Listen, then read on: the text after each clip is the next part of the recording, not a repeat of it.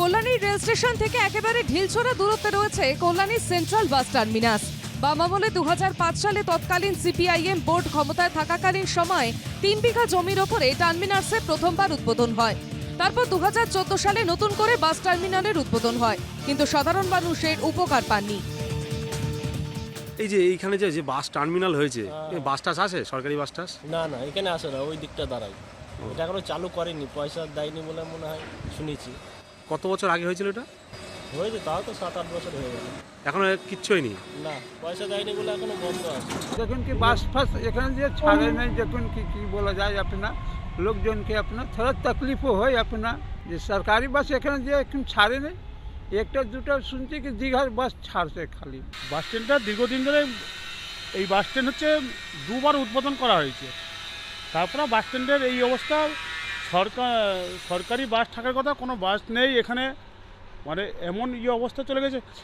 সরকার তরফ থেকে বিভিন্ন ধরনের করছে, কিন্তু তো এখানে তাও কোনো রকম বাস চলছে না, কোনো বাস ফাস কিছু নেই। এই বাস টার্মিনাস তৈরি করতে জওহরলাল নেহেরু আরবান রিনিউয়াল মিশনের প্রকল্পে 6 কোটি টাকা ব্যয় করা হয়েছিল। যত সময় যাচ্ছে এই বাস টার্মিনাসে বিভিন্ন জিনিসপত্র সহজেই নষ্ট হচ্ছে, কোথাও গজাচ্ছে গাছ। রাতে এই টার্মিনাসকে ঘিরে অসামাজিক কাজকর্ম হয় বলেই অভিযোগ। না, কোনো সরকারি বাস কোনো নেই এখানে, শুধুই দীঘার 3-4-5টা বাস চলে। কতদিন ধরে এইটা? আমি এখানে 6 মাস আছি এখানটায়। এইটা কতদিন ধরে দেখছেন হয়ে রয়েছে? এটা অনেক দিন আগে হয়ে গেছে, 7-8 বছরের মধ্যে, 10 বছরের মধ্যে হয় বলে। সরকারি বাস এলে কতটা সুবিধা হবে এখানে? এখানে সরকারি বাস এলে মানুষের সুবিধা হচ্ছে, এখান থেকে শর্টে যেতে পারবে, দূরপাল্লার দিকে যেতে পারে। সরকারি বাস দিয়ে। তাহলে কি বাস আছে? ওই সব পাবলিক বাস, ওই যে যাবে দাঁড়িয়ে আছে। এই যে ভগ্ন দশা অবস্থা হয়ে রয়েছে সরকারি সম্পত্তি, এটা কে দেখে? এটা তো মেনটেন করছে পৌরসভা। সকালে একটি মাত্র বাস দীঘা অভিমুখে যাওয়ার পর সারাদিন ফাঁকা ও অব্যাহত অবস্থায় পড়ে থাকে এই বাস টার্মিনাস। কল্যাণীর বিজেপি বিধায়ক অম্বিকা রায় তৃণমূলকে নিশানা করেছে।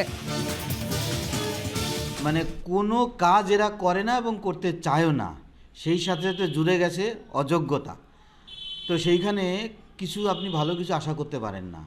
কল্যাণীর শহরের মধ্যে বিগত 15-20 বছরে কিচ্ছু দেখিনি নতুন কোনো কিছু, একটা এমনকি একটা কমিউনিটি সেন্টার এরা তৈরি করতে পারেনি। আর যেইগুলো ছিল সেগুলো সব বন্ধ হয়ে যাচ্ছে। বাস স্ট্যান্ডে সরকারি বাস আসবে, উদ্যোগ রয়েছে, সরকার পদক্ষেপও নিয়েছেন।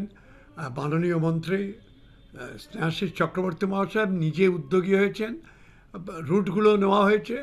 এখন খালি সময়ের অপেক্ষা বাস চালট করা, আশপাশ অঞ্চলের যে সাধারণ রুটের বাস আছে সেগুলোকেও রাখার জায়গা দেখা, কাজ চলছে।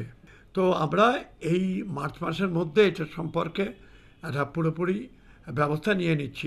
দীর্ঘ কয়েক বছর আগে কল্যাণী সেন্ট্রাল বাস টার্মিনাস উদ্বোধন করা হয়েছিল, আর এই সেই ঝা চকচকে বাস টার্মিনাস উদ্বোধন করার পর এখন সেই বাস টার্মিনাস ভগ্ন দশা অবস্থায়, জরাজীর্ণ অবস্থায় পড়ে রয়েছে ঘরগুলি। যে সমস্ত জানলা দরজাগুলি আছে সেই সমস্ত জানলা দরজাগুলি ভেঙে গেছে, লাইটগুলি গেছে চুরি হয়ে। সাধারণ মানুষের দাবি অবিলম্বে চালু হোক এই বাস টার্মিনাস, তাহলে উপকৃত হবে এলাকার সাধারণ মানুষ। নদিয়া থেকে অনুপ কুমার মণ্ডলের রিপোর্ট, NKTV বাংলা।